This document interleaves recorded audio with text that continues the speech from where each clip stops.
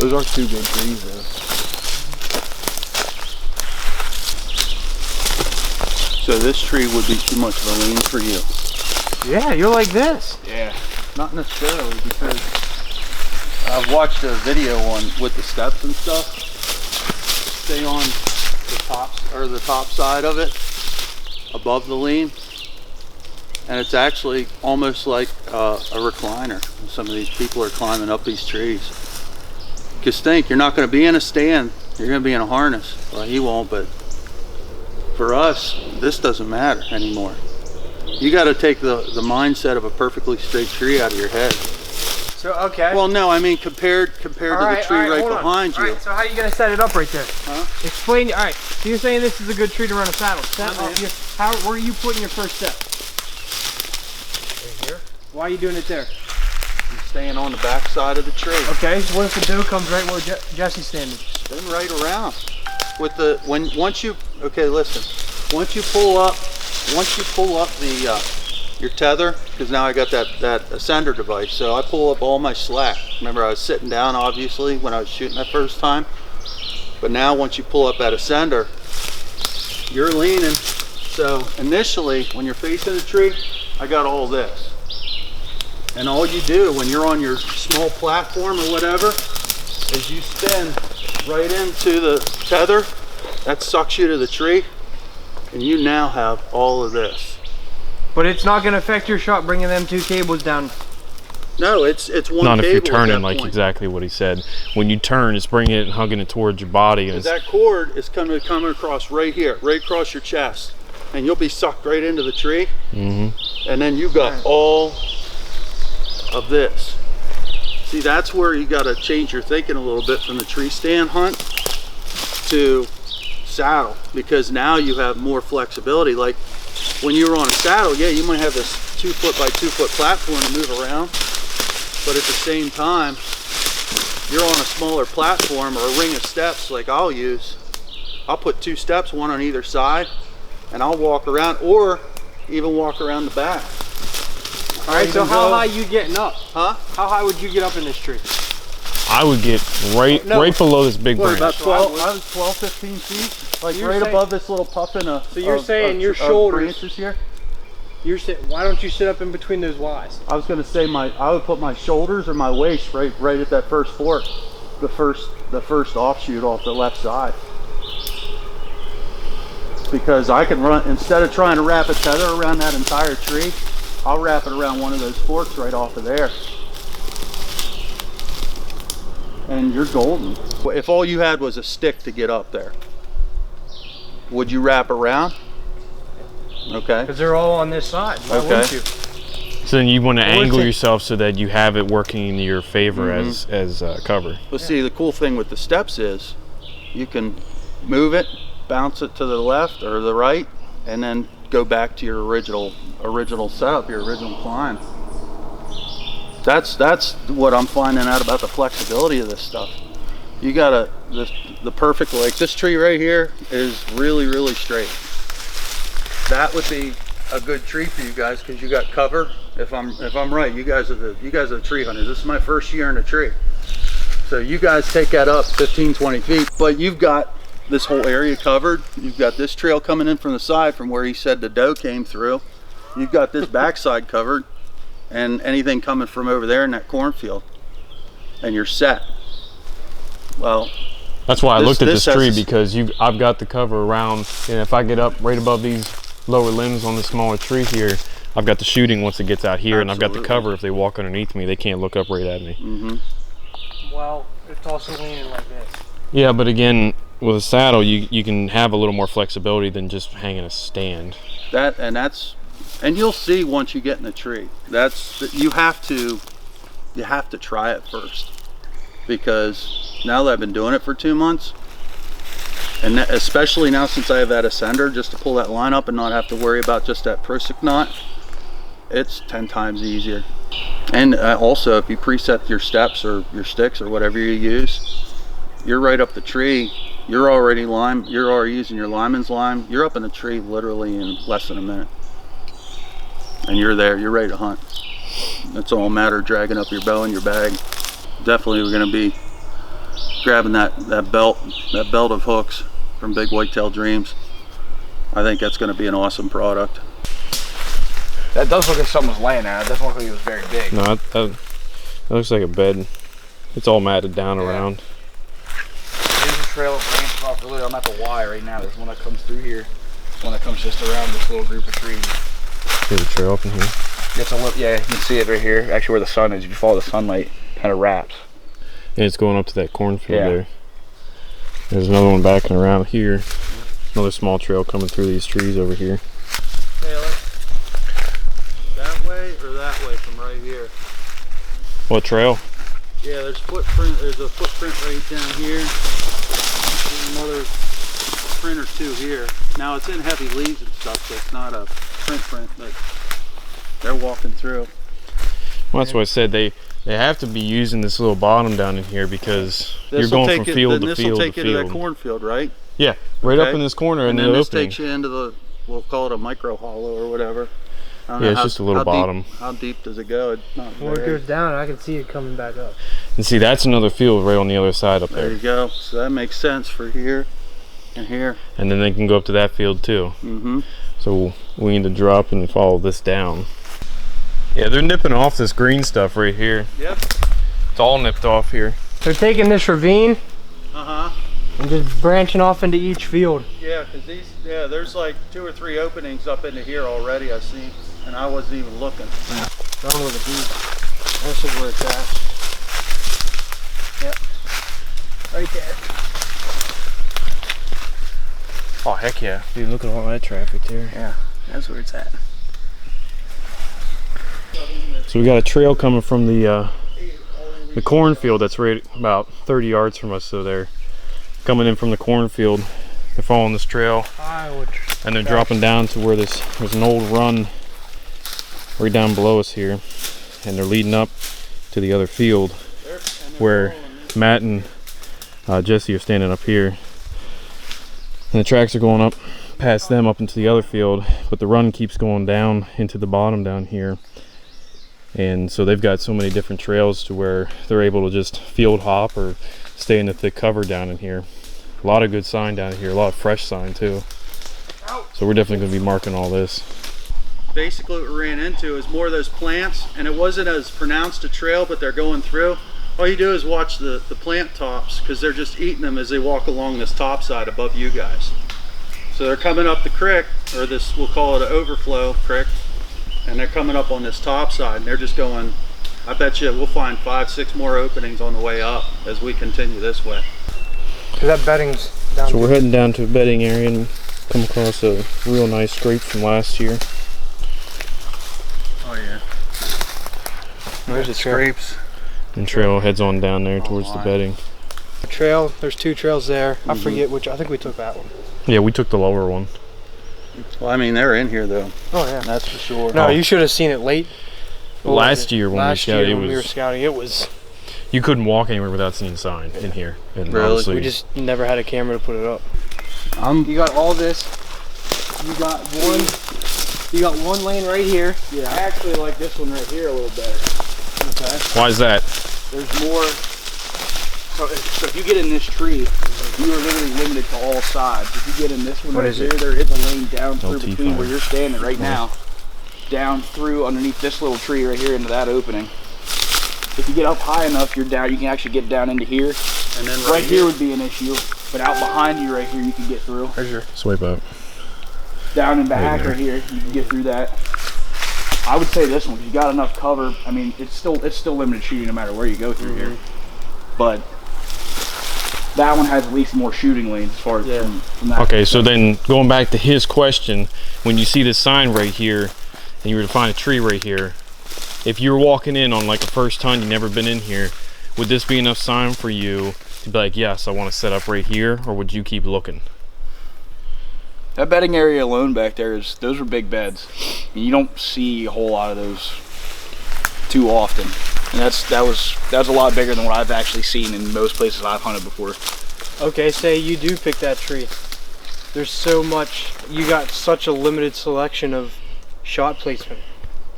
That's going to be anywhere in here, though. I mean, with the limited shot placement, you also got good cover too. So you can get something that's going to walk right up 5, maybe 10 yards from you, and they're not even going to know you're there if you're quiet enough. Yeah. As long as you're quiet enough and you get the wind in your favor. And again, I mean, I guess anywhere you go that's not really, that you've never hunted before, yeah, if you find sign, you set up, you're only going off of a guess of where you think they're going to come from. Yeah. Everything's a guess unless you have hunted the area so many times and studied it. Like when you walk into a new area, you're guessing on where you think just by going off the sign that you see. Okay, and with that then, if you had an extra camera with you today, which we only brought one out today, would you plant another camera right around here or above in that area? That I would probably, I would find more sign, and I'd put one where I see sign here. I'd walk a little bit more. That's probably only a little outer area where I find more sign, and put another camera, and then I can see the travel of the deer to figure out where they're going, where they're coming from, and at what times. Because I would say, you know, I could come out here another morning, grab my camera, because this is, I mean, we're not far from where we stopped at, and it took us what, 10 minutes to get out here. It'd be a quick, not even an hour in and out, 40 minutes maybe. Come out and drop this other camera, and out of everything we saw today so far, that ridge down there is that had the most sign. But I mean, yeah, if we got extra cameras and we see some more, if we walk in a little farther here and we see more areas like this, you know, this is definitely something to look at too. I mean, just that area we came through, it's matted. Well, and the thing is that if this is truly a bedding area, which I do believe, and we saw the sign last year, is if that bedding area is only about another 50-80 yards down here, and say this is like a buffer zone from that bedding area to where they're kind of like gradually coming out of there, then this is where I want to hunt, because I'm not wanting to go into that bedding area and blowing all that up. Now, do you think bedding area is just straight? Now, do you think they're traveling from down here in the bedding area through here? Obviously, we know they're traveling. Do you think they're headed across that trail that we just came in on? You know what? From the sign that I'm seeing out here into, I could guess you could call a buffer zone, is I would say yes. I would say the majority of traffic is probably either coming out this way or that way. But then again, you also have fields and ag fields down this way, so obviously they're going. Yeah, but are they coming from this direction and coming over here? Because we see all the bedding areas here and all the sign over there. Then there's where are they public at? land back there. Once you see. That's what I was saying. Is I know they're going other directions, but it comes back to what you're saying. Is this is where they're spending most of their time at, but what times of days are they coming in and out? Yeah. And which area are they using more? Which I think I'd be going with you is it's probably over there, because they can literally access any field they want within a short area, and they can hop into thick stuff like that. Because here's the cool thing along with that. Yeah, exactly. We came in here and we hunted right up the road.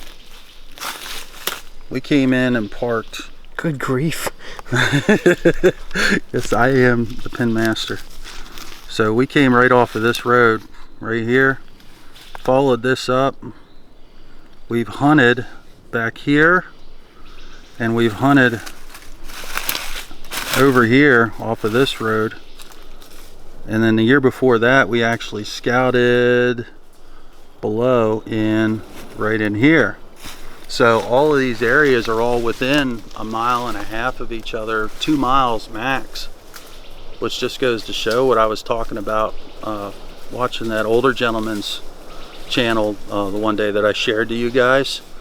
And I mean, he's explaining that deer will have a buck especially will have a 2 to 3 mile circle, sometimes smaller, but given an area like this, like we have in Pennsylvania Gamelands, where they will travel a day or two here, then they'll move over to a different area, and then they'll move over to a different area every 1 to 2 days and scout out, and that's when they start chasing out the smaller and younger buck in the area. So you get to see where your dominant buck really are. So that being said, I mean, just putting this together over the last 2 years with this Hunt Stand app, which I love, and drop all these pins, you start seeing a pattern emerging from everywhere. So it just goes to show that even though we didn't have a successful kill last year here, we're learning about the cycle of how these deer are moving the whole way around, which is super cool. So we're gonna head on down here where they're already walking, and we're gonna see if we can find this other bedding area, and then we'll check back with you guys in there. Okay. So my question is, all right. So all of you look in here. So my question is, so we found a bed right here. Now, how could you tell this is a bed and it's being used without really seeing anything matted down there? Can you guys guess it? If I'm taking a guess, if they're laying down, they can literally poke their head up and just start chewing off this limb. There you go. There you go. Because look here. So if I'm a deer and I'm laying right here, you see you got all these branches. Actually, let me back up the camera actually here. Lay down, fetal position. Fetal. Get down. Be a deer. So I don't know if you can see this on the camera. Yeah. So you can see there are absolutely no leaves right here within neck reach of a deer laying down, and then just out of reach here you got leaves everywhere. So without actually having good sign of seeing it matted down or whatnot, if you're able to come into a spot where you think they'd be laying down or whatnot, look to see that if they could lay down the spot and you see stuff nicked off and whatnot, because this whole entire branch is gone. Look, even back here to your left. Oh yeah. Yeah, that's what I said. That's one just tucked away. What sound does a deer make, Zach? Hold on, I got it. I got it. Hi. That's what you Sorry, I don't have the long neck. I think this is your spot right here. I think this was it, because then we started trucking through some. Behind you, on the bottom back there, just a little bit. That one right there is probably the most profound. This one just looked the freshest, but that over there looks pretty good too. Right there. They run right through here straight. When they, Yep, down at the bottom there. Look, they run here. They hit all they three. lay down. And then run right there. They lay down, and then they lay down. They rub on these trees. So you find the buck bedding. And then right through there's there. an out trail that goes out down below us here, and it's just browsed off everything in here. There's another one up on Matt up there. So you got 3 different ones in here. It's either the same buck or you got a little bachelor group coming in here. There's a couple trees over here. It looks like I see one nice one right here that's just on the outside of this bedding area. That's the most open shooting that I can see, at least from this point of view. But from over this direction, it looks real thick. We can go back around here and find something that looks like, we'll see if we can even check over here and see if there's something that looks That's what I want. way more deep down. Now that we know the signs in here, we need to find a trail we can put a camera up on it. This looks like even a highway right through here. I mean, I really honestly don't think it would matter. I can't look at. I don't can't want to put look a at, camera. I don't want to put a camera right where they. That's what. No, I'm saying like if you follow this. Yeah. You know, that's what I'm saying. You this is catch a pretty trail deep and you down put one. it on it. Now, like I was saying though, I think if like I said, it's more open over here, and then you're gonna have a better chance of shooting over here. If you pull one out this direction and see if they're not coming from this direction, or if you catch them walking away from it, then you know. I mean, Right. At that point, you want to have a set good up idea. a camera somewhere where you actually think you might hunt, and if you actually just pull one right in here, you're gonna see deer, but then you don't know where they're coming from. Exactly. So I think if we found, like I said, I think that tree over there, we can go check out around that, because that's at least a good tree to be in if you have a stand or whatever you're with. No, that one right in front. That Yeah, this one right down here where Praz is coming from. Yeah. And maybe find something around there, find a trail around that tree or around that area anyways, and see if it'll pick up some kind of movement. And then at least you be able to get up a better idea of if they're coming in and out and what time. Absolutely, yeah. Because like you said, if you pull one just straight in here, you're only going to get pictures of deer, but you're not going to know. Honestly, from what I've seen so far, if I'm going to take a guess, they got to be coming from this side, coming over here. Because that's where the food is. There You got the it cornfield has to over there be. and everything. Just Now from what I I've know seen. there's ag fields behind us here. Okay, but they'd be going from those to those too. I mean, yeah, they're going to they're come sitting from right all in the different middle. directions. Exactly. And honestly, it's going to change. You know that. Yeah, it will. Just like anybody else does. It's going to change as soon as you get people coming in and out of here. It'll change. But from right now, with limited movement, I'm going to have to say they're coming from this direction over here to where we're standing And now. it'd be something you want to hunt in the early season. Before Absolutely. you get all the movement Before you coming get a bunch through of here. people. I don't know. Let's go over here and check it out. Let's see if we can find a trail towards this tree. Short two. And you can use that. You can climb up right in that tree right there. Oh, dude, hammer them. This is absolutely shredded here. Just hammered. Hey, what's going on, everybody? We didn't have time to do a end cap of our scouting that we did the other day, So I'm up here in my cabin. I figured I would do a little recap of it. We scouted 2 different spots in the same area of woods, and one had a bunch of fields up on top. The one spot that we had checked, that we had scouted, had a cornfield, and then had a couple bedding areas, and it had like an old drainage ditch that went into a bunch of thick woods down in the bottom area. And we found that they were coming from the fields, dropping down into this drainage ditch, and they were just having trails everywhere. So we found that it was a main trail connecting to all these small trails of how they basically field hop. So we found that. Then we crossed over to this, it's the same woods, but to a different section of it, and to where Zach and I had actually found bedding, a lot of bedding, and a lot of buck beds. So we went and scouted that, and it was even better this year. So as we went through that, we found a lot of beds, as you did see. We found a couple trails going in and out of there, so we're going to be putting up a camera. We found a trail. We had a camera with us. It ended up technical difficulties, you know how that is.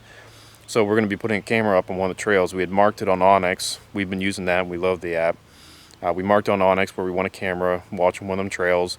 So I'm going to go back out there sometime this week, probably put up a camera on one of those trails so that we can monitor that. Also, we're going to be putting a camera over at that drainage ditch area so we can see what kind of movement we're getting, what kind of deer we have in the area, any kind of good bucks, and are they mainly using it daytime, nighttime, when are they using it?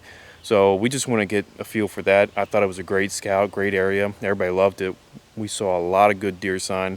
So we're going to be getting back out there with the cameras, and hopefully we'll be giving you guys some good footage and hopefully some good trail camera pictures of some deer that we're getting out there.